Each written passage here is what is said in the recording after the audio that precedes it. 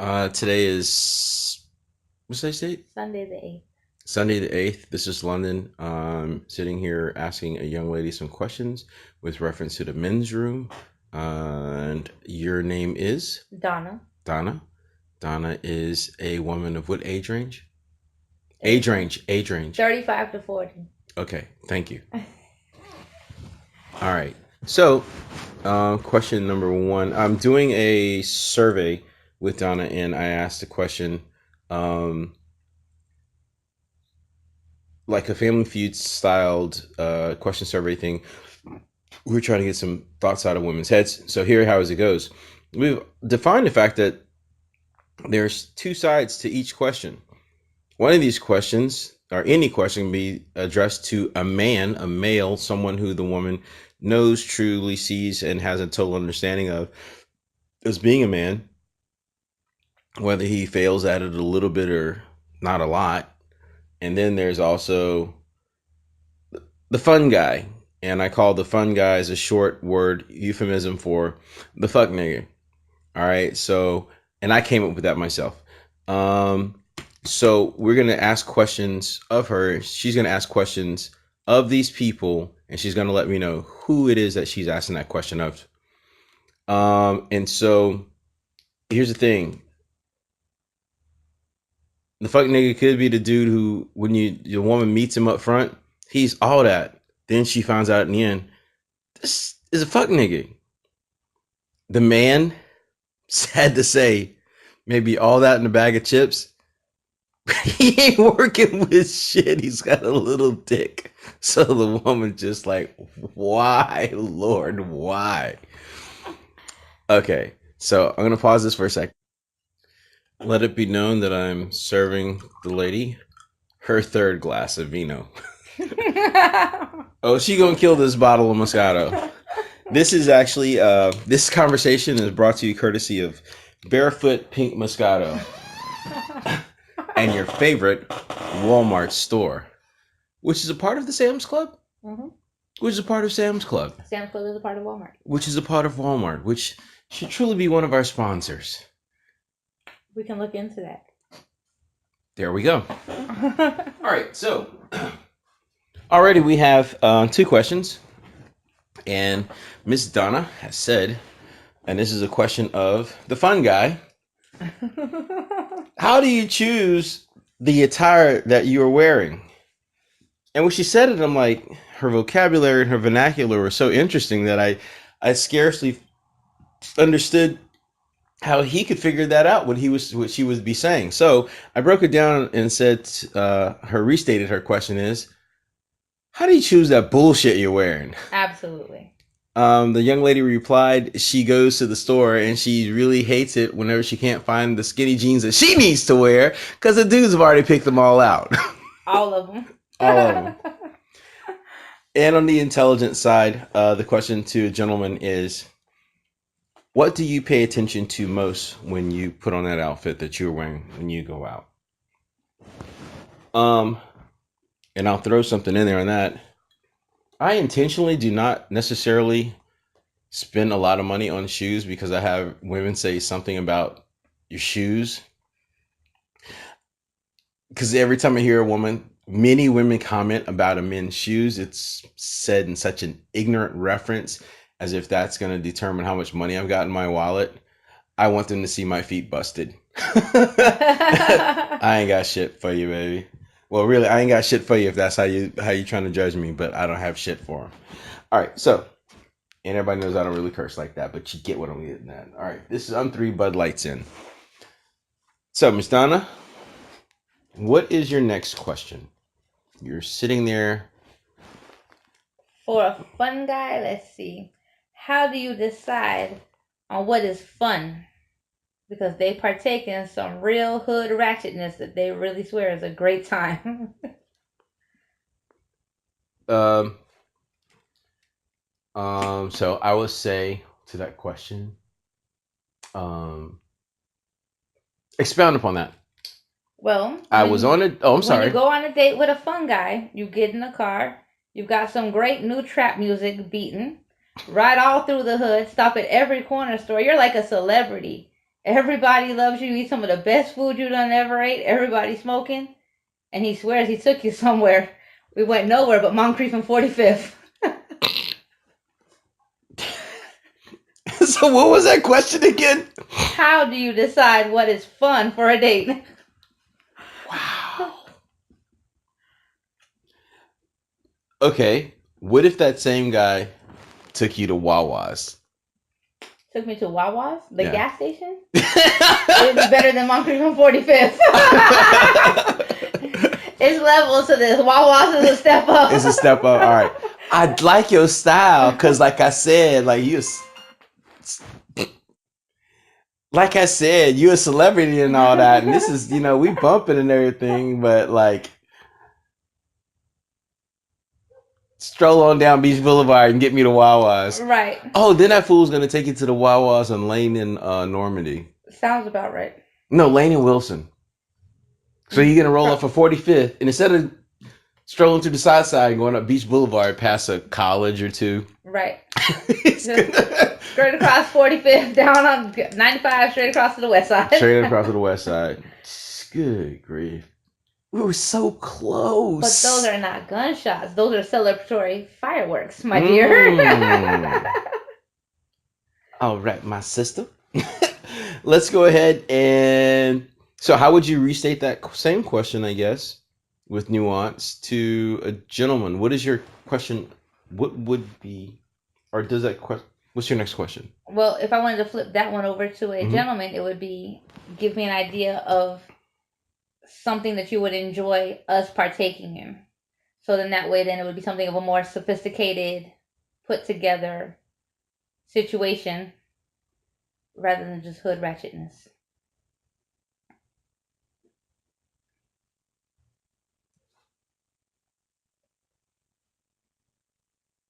So let me finish writing it. I'm sorry. Excuse me.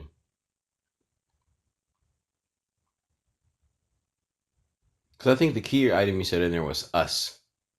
Well, the date, we were talking about a date environment. So us.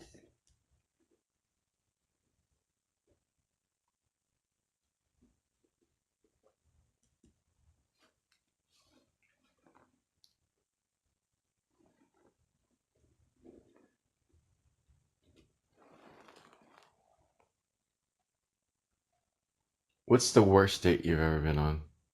The worst day that I've ever been on. Somebody who I had been speaking to via phone for a little while decided that we were going to finally go out. So he's supposed to pick me up. We're supposed to go to the movies. He came to pick me up. We went to the movies. And while we're outside the movie theater, there were 3 police cars waiting for him. 3 police cars. His baby mama, because clearly he was a fun guy, was upset that he was not coming home and reported her car stolen that I was in. Wow. Did you call Uber or what? No, I got a ride home for free. Imagine that, with some pretty lights. Wow. So you see, the system does work. Surely. Wow. Okay. We're going to keep number 3 just on a basic level. When you meet a fun guy, you pretty much just ask him, how many babies do you have? How many baby mamas do you have? Because the baby mamas are the problem, not the babies.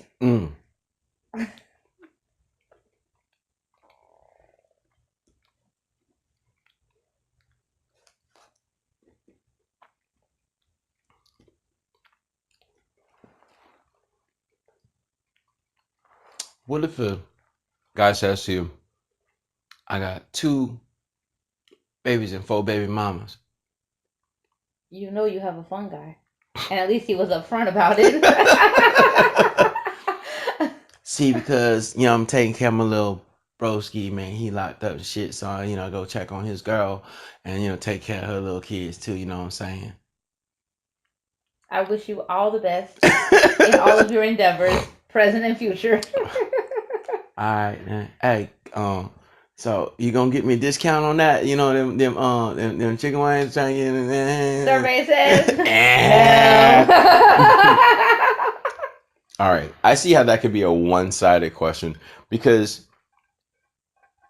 a man could have multiple kids, multiple relationships, but still not find himself compromised. But the situation is not about being compromised. A man is going to take care of his children, Mm-hmm. whereas a baby daddy with a baby mama situation, they're just all kind of willy nilly, and it's just a whole bunch of mess. Right. Everybody's on a free for all, including the poor children that are caught in the crossfire of all the mess. So in other words, a guy could be wearing skinny jeans and still taking care of his kids properly. Slight chance. It's a slight chance. It's a 5% chance of that. We're gonna put that in there. Yes. I like the way you think. All right. Question number 4. Oh, sorry. Question number 4. Do you have your own place, or is it okay with mama if I come over?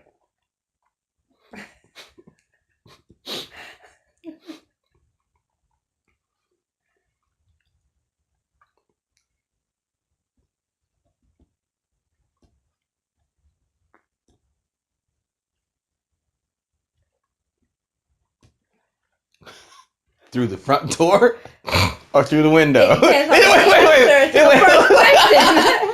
This is a multi. This is your new age FSA high school writing assessment to graduate. Because depending on that answer, then determines every question that needs to be asked from there. Wow. If it's okay to come over, it shouldn't matter which entrance you use. Because this with mama gets a little tricky from there. What time can I have to be out by? What time can I come in by?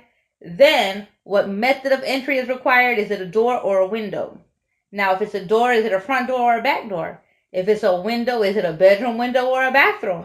Just a lot of variables in there from there.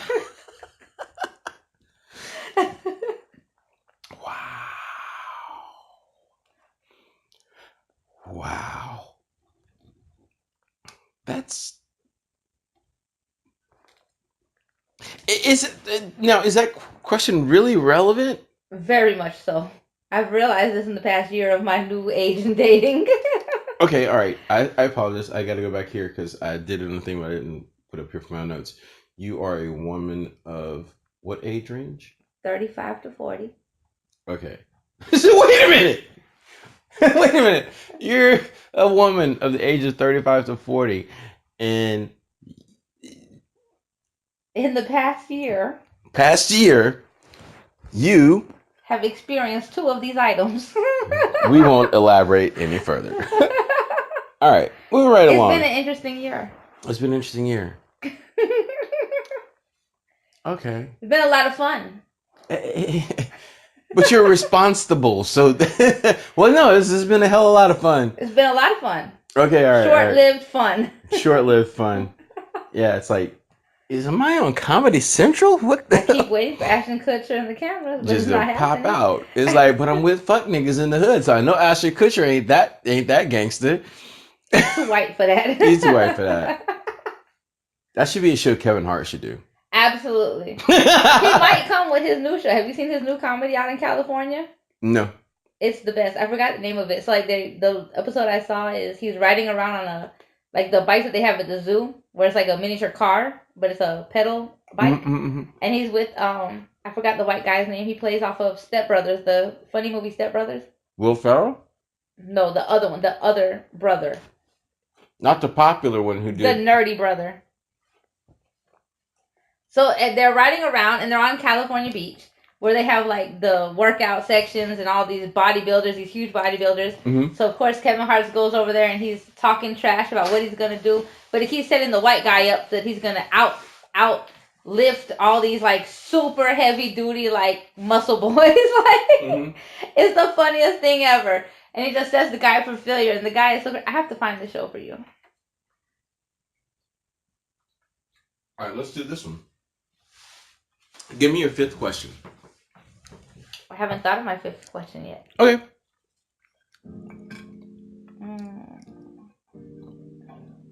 fifth question ultimately should be, what type of music do you listen to when you're home alone? I feel like music is like a door to so many different things that just that answer alone will pretty much let you know what it is that you're dealing with if you're in that unsure zone. Because sometimes we're in an unsure zone for a little while of what exactly we're working with.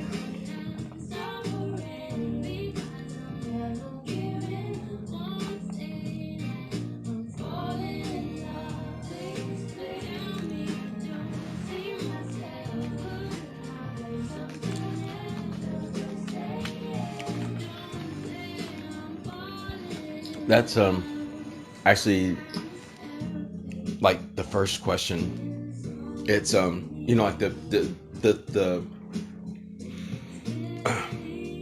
the purity of the thought of this and like where it goes.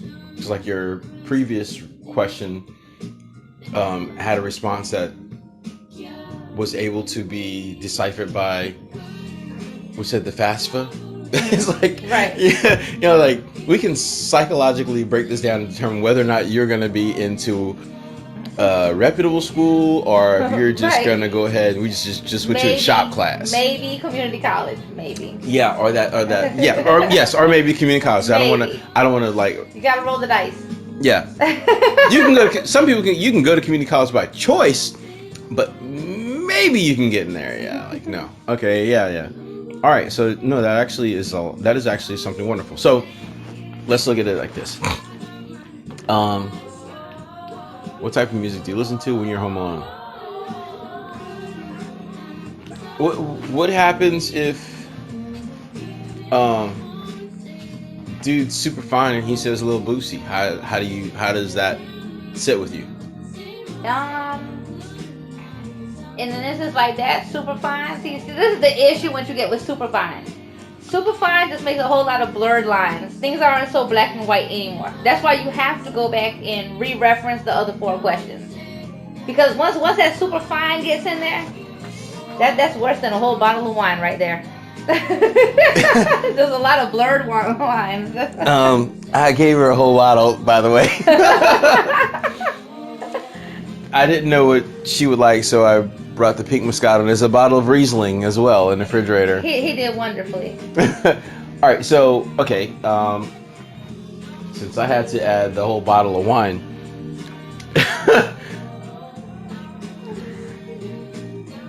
how far below superfine do I fall? How far below? Yeah. I'm not far behind. But remember now, just like beauty, super fine and fine is in the eye of the beholder. So who? It's in the eye of the beholder. Right. I mean, if you weren't. Okay, all right. We've already. If you weren't sexy, I wouldn't be here having this conversation with you. So therefore. So can a person not be super fine and be sexy? Yes. That's a whole nother thought. This is how we can help men to better themselves and quit hanging out with their frat brothers. Can a man not be super fine and be sexy? The woman says yes. All right, that's me being silly. Okay, so, which I was being so silly on that, I forgot the actual question that I had to ask you. That's dumb. It'll come back. It'll come back. And then Corinne Bailey Ray also quit singing back here. Okay, so super fine guy, little bootsy. Super fine guy. And I think you actually explained that. You said like, so that's kind of like the dilemma that women walk into as well. Does super fine actually hold? That's not the dilemma women walk into. Okay, what is the dilemma women walk into?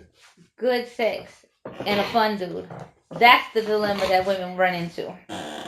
So fun dudes have good sex? Most of the time, and that's the women that get stuck in the web right there.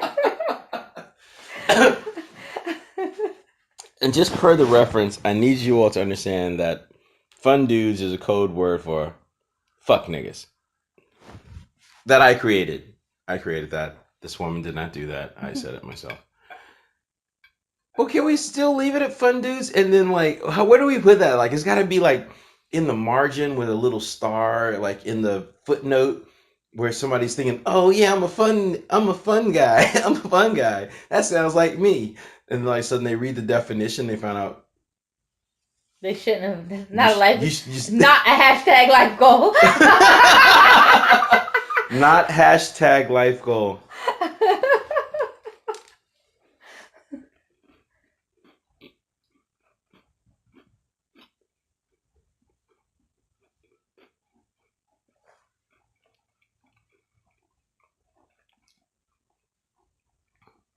Um,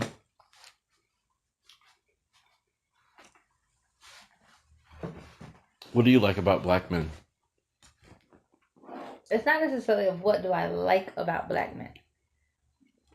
Where I was raised and how I was raised, I can most readily identify with black people, black culture, because I myself was born in the projects. I was raised in the projects in a hood. So when you take me in an area around predominantly white people, especially white people who may have come from a various different backgrounds, I can't always identify with what they're talking about or what their struggle is. And I oftentimes find myself cannot tolerate their limited perspective of life because they haven't had to firsthand see or deal with any of the struggle that may be primarily present in the hood versus in an affluent area. And a lot of people, unfortunately, in general, are just so narrow minded that if it doesn't directly impact them, it's easier to believe that it doesn't exist or it doesn't exist to an extent of anything that needs to be paid attention to or given any thought to.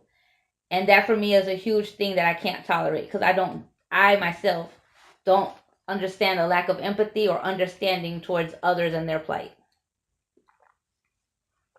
Okay, explain to me um, the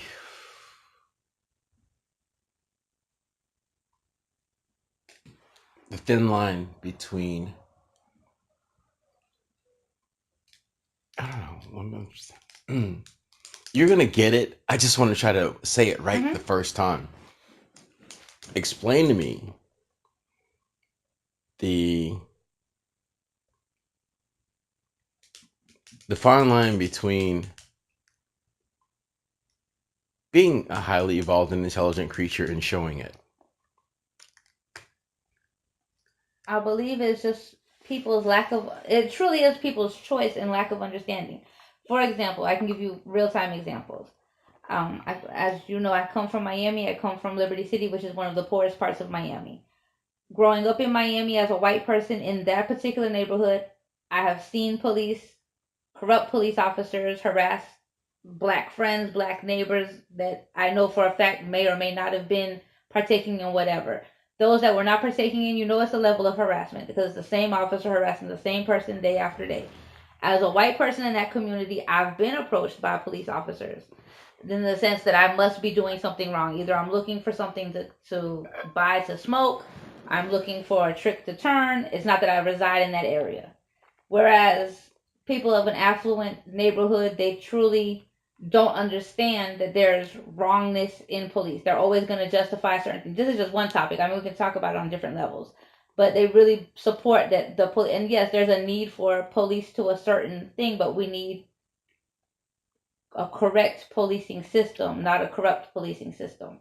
And the fact that I've actually firsthand seen corruptness in the policing system, it causes a distrust across the board for me as far as the policing system. Whereas a person who is never an affluent white person doesn't necessarily need the police until their house gets broken into or robbed. I mean, they don't have any real firsthand understanding of what it is to be harassed or be profiled or anything like that. So they to them because it hasn't happened to them, it's just somebody's excuse or somebody's hearsay rather than something that truly occurs.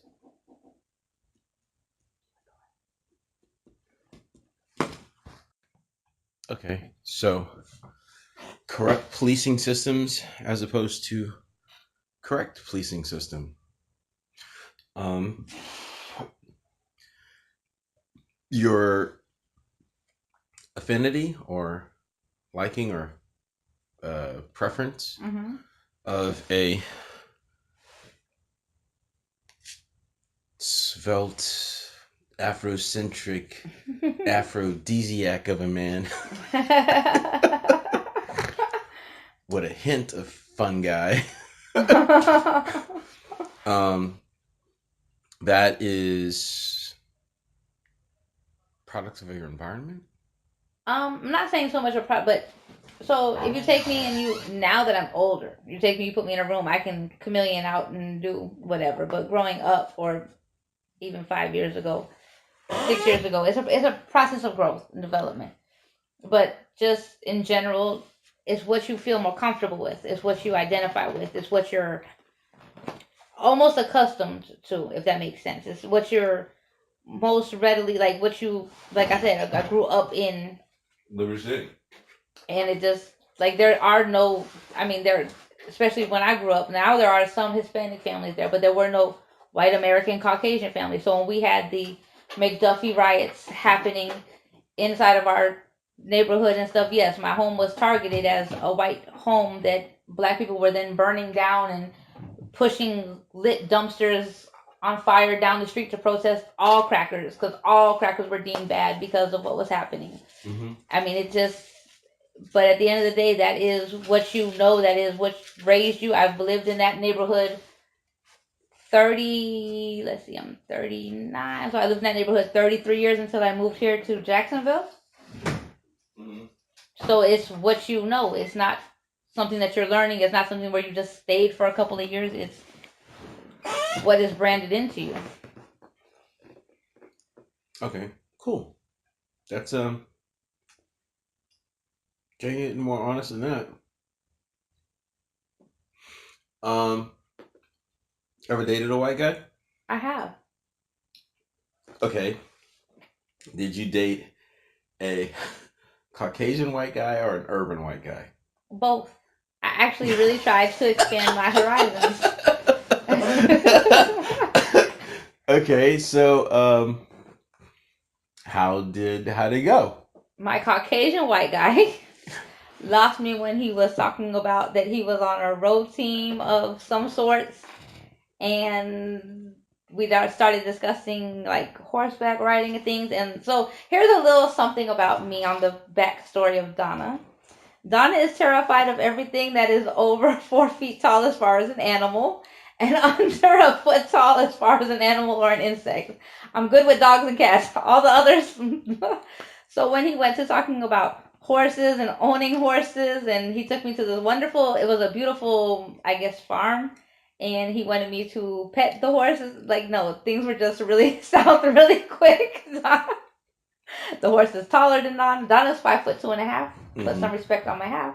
Right, The horse right. is taller than Donna. Donna doesn't want to know the horse. I'm good from over here. Enjoy the horse.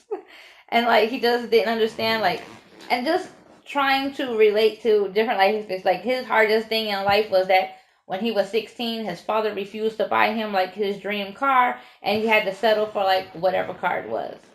And I'm like, bro, at like 16, I was trying to figure out how to pay my rent because my mother was a single mother of two, working two jobs.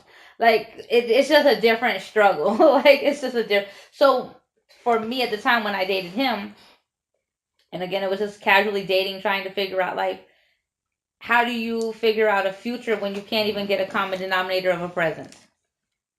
Repeat. How do you figure out a future when you can't get a common denominator of a present? Wow. How?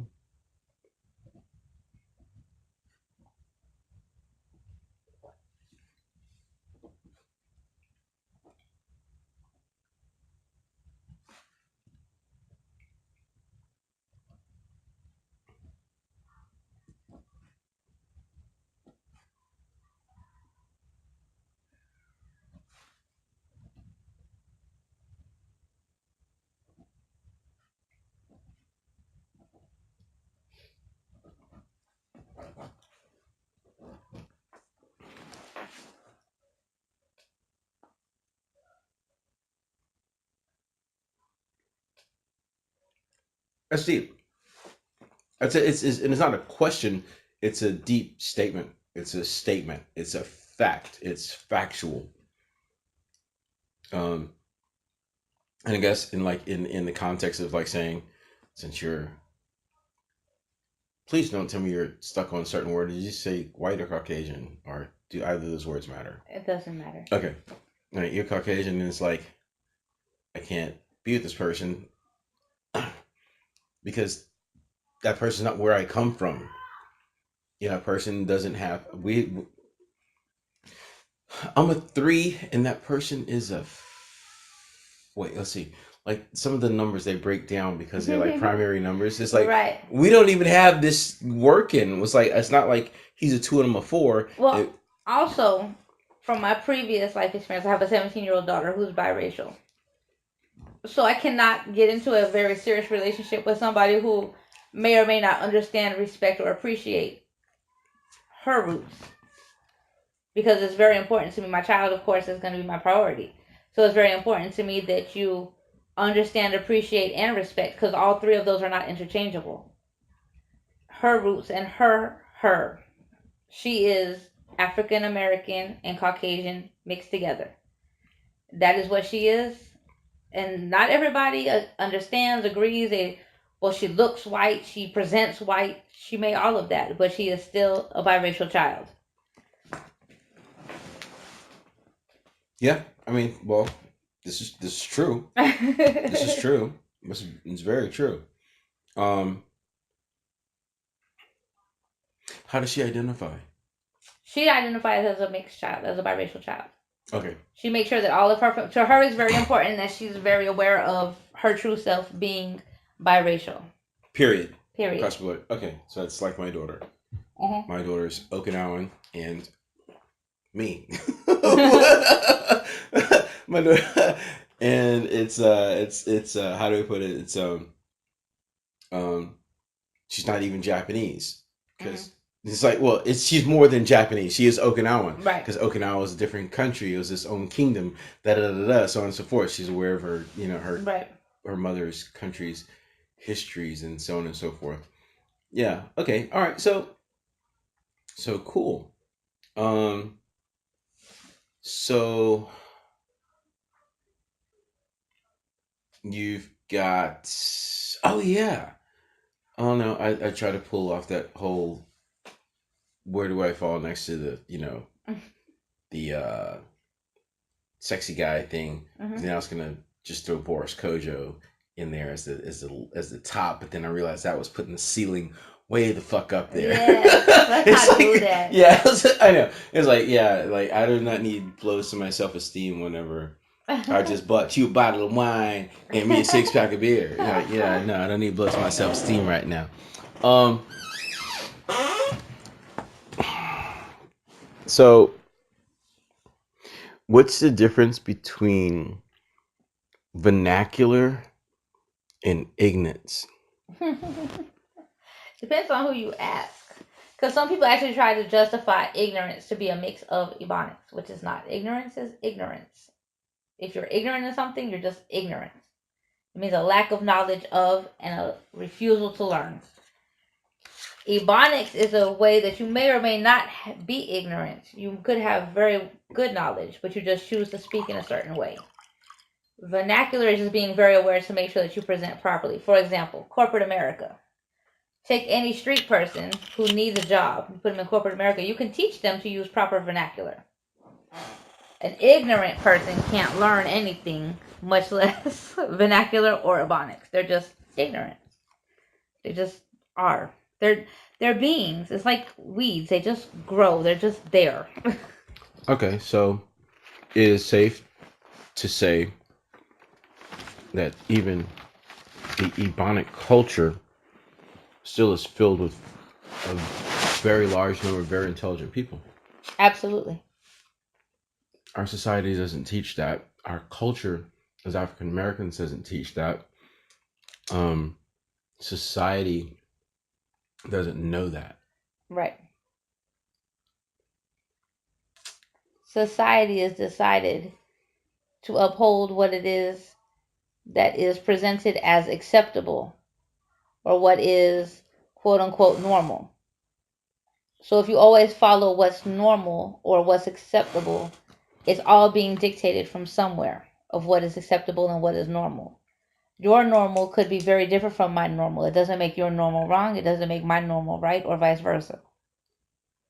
Everybody's idea of normal is their idea of normal. Any scientist can explain that a normal has variables.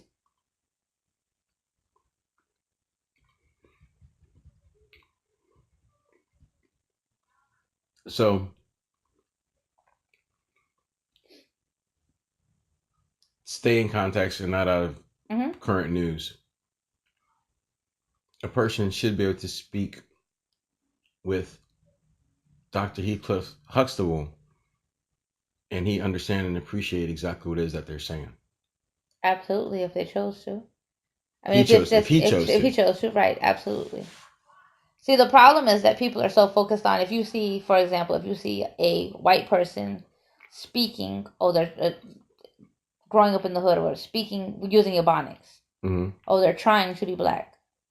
It's not an attempt to be black. Some people are genuinely just, that's how they speak, that's how they're accustomed to speaking, or vice versa. You see a black person who is speaking properly because they're well educated, or oh, they're trying to be white. It's not an issue of trying to change your race. It's just speaking upon, or the way that you are groomed, because you are groomed on some level to speak. But it does not, the way that you speak does not a correlation directly to your knowledge or lack of knowledge. All right. So what's actually happened here is that trying to be cute, somebody decided to take phonics, words and sounds and such, right? Instead of it being ephonics, make a brand, because this is what the society is all about right now, making a brand, making a brand. They decided to brand the whole culture and this, our whole culture to society with ebonics, which is as though it's ebony. Takes on a look, and therefore it is something that a sense is of being. A being, when it could be e-Caucasian. Exactly. That's like the end of that whole thought. So freaking depressing. It's all about money. It was a way to make money. It was a way to keep.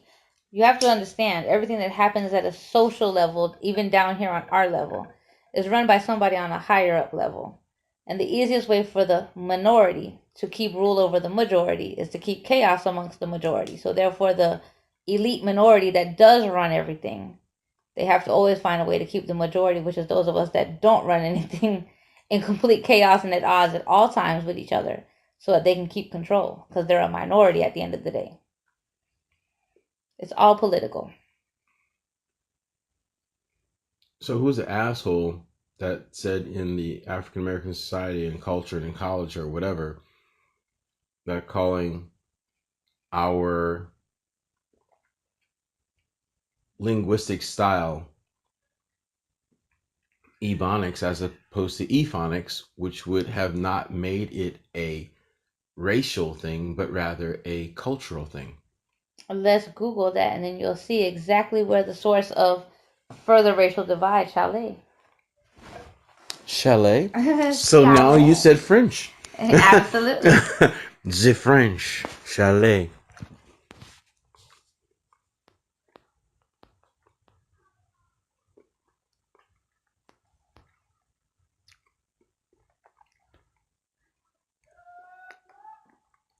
Ebonics. It's a noun. American Black English regarded as language in its own right rather than as a dialect of standard English. But see, that's just a clever play on words because it's using the word ebony. Because otherwise, it should be called Afronics. Right. It's just, that's how you know that it's a racial division. It's Right. a further way to create racial division. And racial division is the easiest way, as I said, to keep chaos amongst the majority. The majority of America is not the 2% that are sitting up there as the wealthy people that are actually running America. How does 2% of society keep running such a big society? You have to keep chaos amongst the majority. That's the only way the minority can hold reign over a majority. I heard you that time. You said it like twice, but I've been watching Billions, Mm-hmm.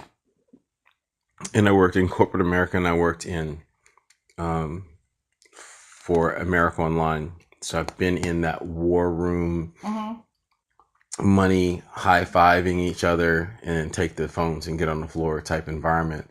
That was uh, um, stimulated or started or whatever by the Wall Street types, Mm-hmm. because you got to get well anyway.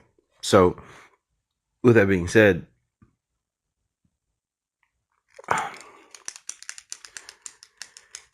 yeah, the minority and the majority, and it's those billionaires, like I said. So, and it's like I said, watching the movie Billions, it's that mindset. Mm-hmm. It's a mindset. It's a mindset. It's a mindset. It's a I mindset. was literally reading something today.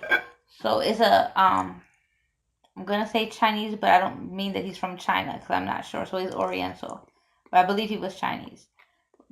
But he was speaking and he said, "You offer a monkey bananas or dollars, he's gonna take bananas because a monkey lacks the capacity to understand that with dollars he can buy far more bananas."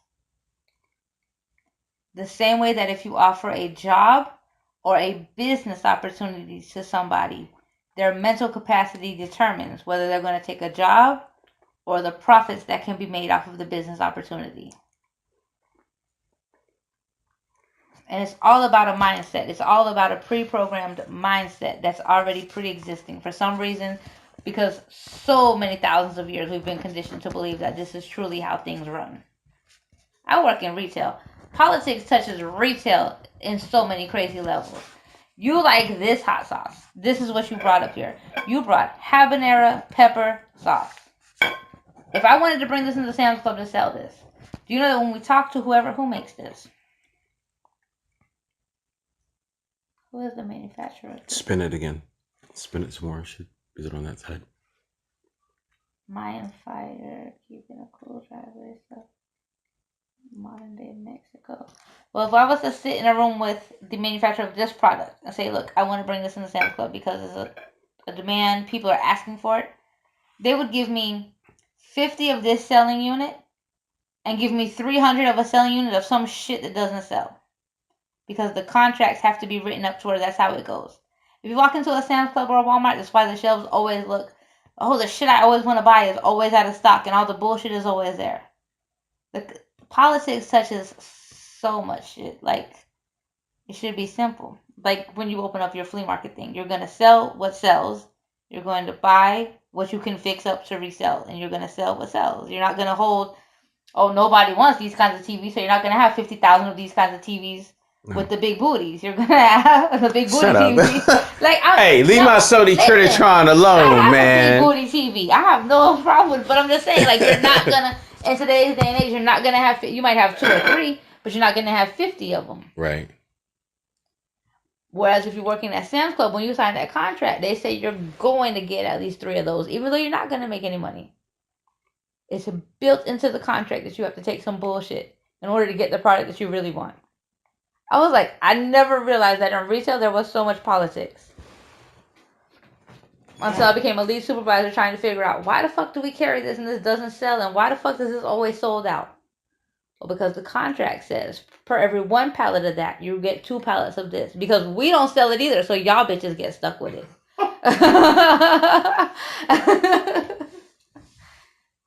Because I can make that for 2 penny. It sell for $100. You make a $50 profit for you. Give me my other. If you sell it. If you sell it. So now I'm sweating my ass off to get this shit out there, which is gonna break anyway in another 45 days. Exactly. It's crazy. It's craziness. It's not like, okay. So rich people buy great clothes that last a long time.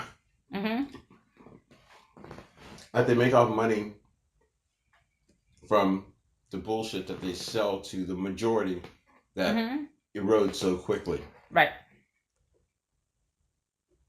We should get into that. I have no problem with it. Because at the end of the day, I know that my purpose is greater than that. Yeah, they do that because they know that at the end of the day, like if you look at Arabs, Chinese people, why do you think they open up all of their stores inside the hood? Because we dispose of our income. It's not that right. It's not that we're poor. It's not that the hood is poor. It's not. They have poor spending habits. I the little store down the street. Mm-hmm. I had to go there because I needed some fives or some change or something, so I went there. But I do not shop there. Mm-hmm. I don't shop there because I dislike Arabs Mm-hmm. or anyone else of any other foreign nationality. Are you American? Yeah. Okay. I didn't know. I got an original birth certificate, green card. Yeah. So, but I refuse to shop there because there's nothing in that store but shit. Right. So, like this mom walked into there the other day and she was talking to her son and she said to him, "Buy something nutritious. Don't be buying this and that or the other." And I walked, and like after I finally got what I needed, I walked over to her and I said something. I said, "Hey," I said, I'm an, uh, I said I'm a trainer with Jacksonville Giants. I said, "You said something right there that totally confused me." And right, I was like, a corner store. I said, "You said," I said, "You just told your son to go look down in this store and look for something nutritious and don't buy it." And like, I said, "Why you just take him to Publix?" Right? And guess what it was? And here's what I actually saw. Her face.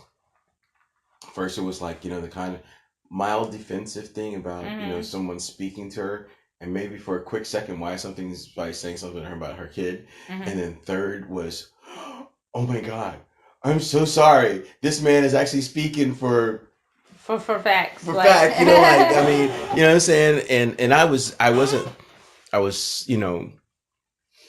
so she's like, and she kept on like explaining herself like I was a principal from the school. Like, I meant to get him some bananas and oranges and some asparagus this morning, but what happened was I was driving on the street and I had to use the bathroom so bad. I don't use the bathroom nowhere else except for my house. So I just drove, and all of a sudden after time I got a house, and all of a sudden I took my shoes off, and I said I fell asleep. Next thing I was working in the morning, and I said, "Oh my God, I can't let my son be late for his football game." So I had to hurry up, and I got him here. And I'm so sorry, Principal of London. I did not mean to get this boy these some Nutri-Grain bars. Like, she didn't have that. It was that garbage in the damn store. Like she was about to get him a can of peanuts. Like I said, "No, there's some dry ones over." No. Then she was making fun. Okay, so here's how I realized that she really wasn't a bad mom. He like evidently grabbed a can of peanuts, and she's like, "See, son, if you go into a store and if they got dust on the cans like this, you don't need to buy him food from here." Right. So in the back of her mind, she's there was some logic. Yeah, she wasn't the chaos. She was just dealing with the chaos. Right.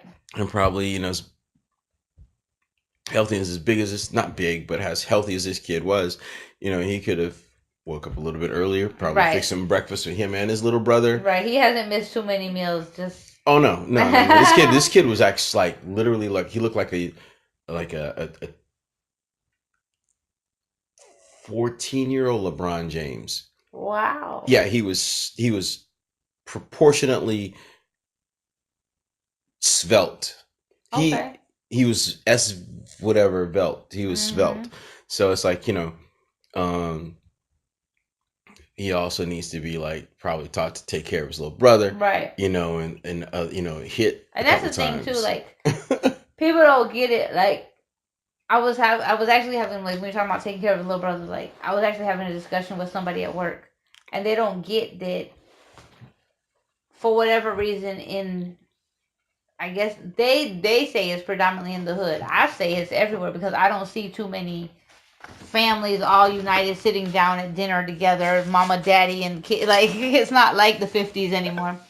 And they're like, "Oh, that's a hood thing that people don't eat together, don't like single parents or whatever." But you have all these absent. Like, you can be absent for various reasons, but still be present even though you're not present in the home.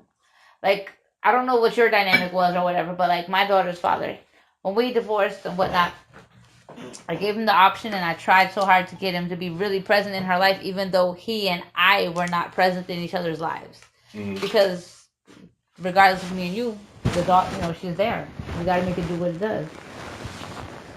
But people just don't do that, and then it makes these kids feel like they're responsible adults. Like you're still 13, bro. You're not responsible. You don't know what the fuck you're doing. Or at least you shouldn't. Right. Or you shouldn't have to. Right.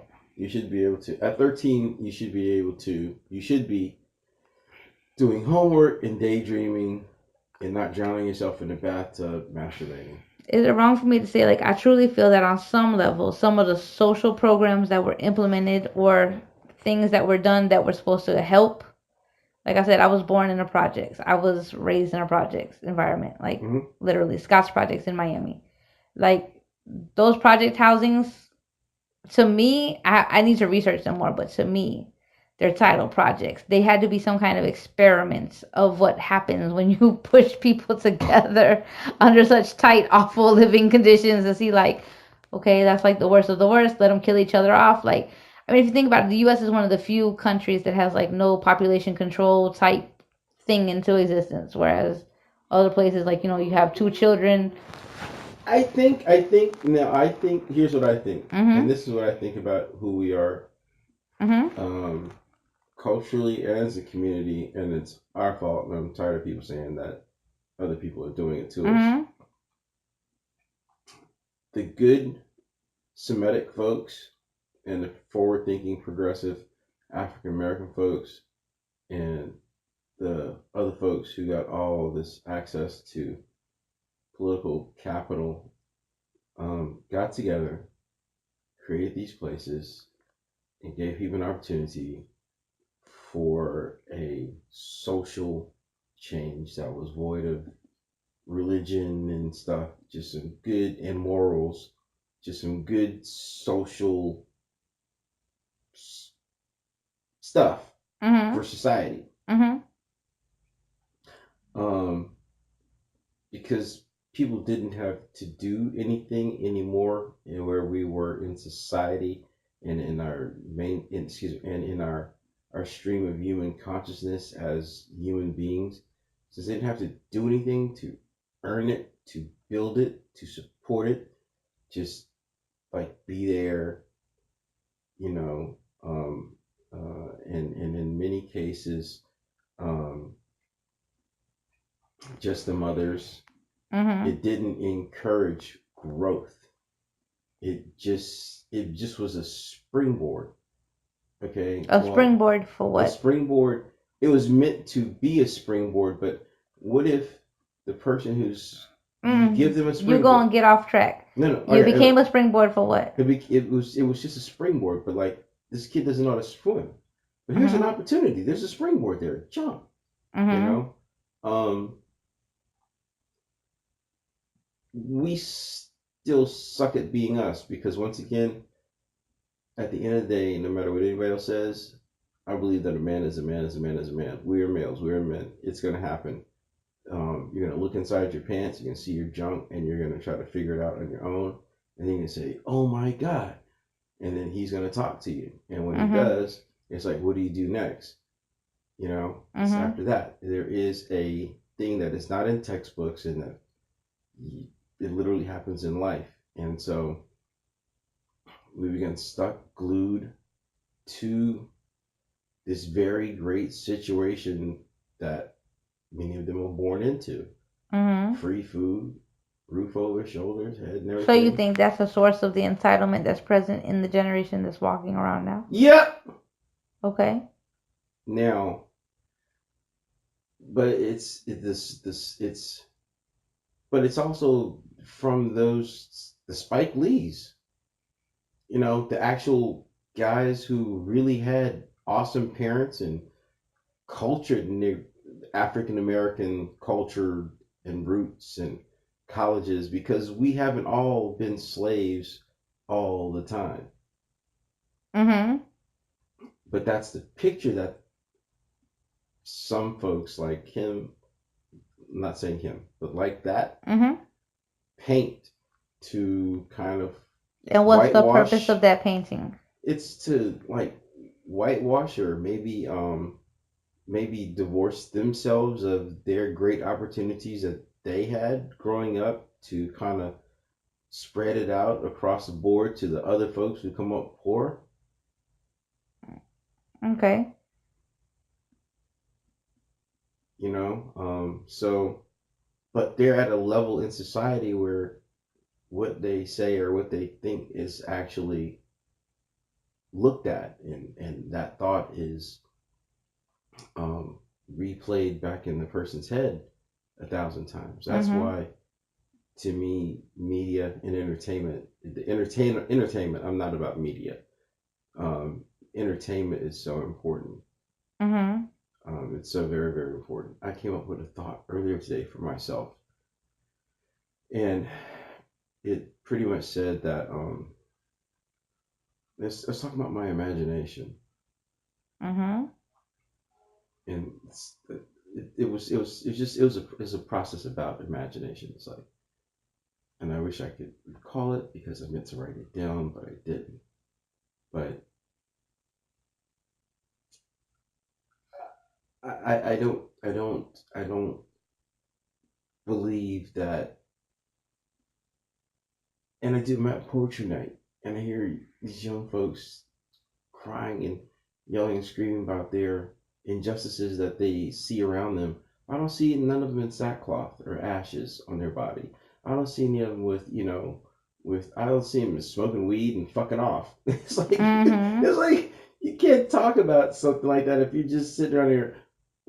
Well, it's my American right to smoke weed. Maybe so, but this is in Colorado. Go do that shit over there and hang out with those white folks in Colorado, and then tell me, Mm-hmm. how unjust it is. And then guess what's Right. going to happen? You're going to go over there and you talk about the injustice, Right. and then you can say, well, shit, everybody should move over here to And that's Colorado. and that's why the injustices that are going on cannot be rectified, because the injustices that happen are being, like, for example, you see, like, police brutality. Like, police need to be policed, clearly. Like, it's just craziness going on within the policing system. But then you have people who take it up, like, police, like, for me, even as a white person, a policeman pulls me over. He says, "Get out, stand on my hands, and clap my feet, baby." I'm trying to figure out how to fuck to do a headstand and clap my feet. I'm not gonna sit there and tell, it's my First Amendment right that I don't need. Like, I don't I just want to get you to do this so you know and have a good day. like. Right, and they want to sit there and try to, like, oh well, because I have a right to not do. Like, it's not that serious at that moment. Just get him the fuck on out of the way, and then you call his superior afterwards if you feel that you need to. Otherwise, you just do what you gotta do for the moment and get it done. But everybody's so, like, ego driven. I feel like people's egos is what pushes so much of the bullshit that's happening. Egos. Give me one second.